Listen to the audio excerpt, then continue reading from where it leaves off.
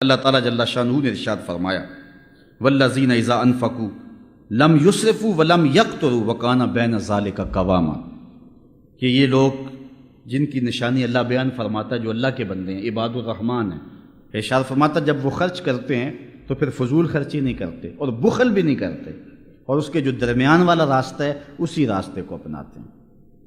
اور پھر حضرت عبداللہ ابن عباس رضی اللہ تعالی عنہ سے ایک روایت ہے، وہ سنیے، ان الحدی الصالح والسمت الصالح والاقتصاد جزء من 25 جزء من النبوہ۔ حضور علیہ السلام نے 3 چیزوں کے بارے فرمایا، ان میں سے ایک چیز الاقتصاد، میانہ روی، اعتدال کا راستہ۔ حضور نے فرمایا یہ نبوت کا 25واں حصہ ہے۔ یہ نبوت کا کتنا حصہ ہے؟ 25واں حصہ۔ اور ایک اور روایت جو حضرت ابن عمر رضی اللہ تعالی عنہ سے مروی ہے، حضور نبی رحمت صلی اللہ علیہ وسلم نے ارشاد فرمایا الاقتصاد فی النفقہ نصف المعیشہ، کہ نفقے میں، نان و نفقے میں، گھر کے خرچ میں میانہ روی اختیار کرنا آدھی معیشت ہے۔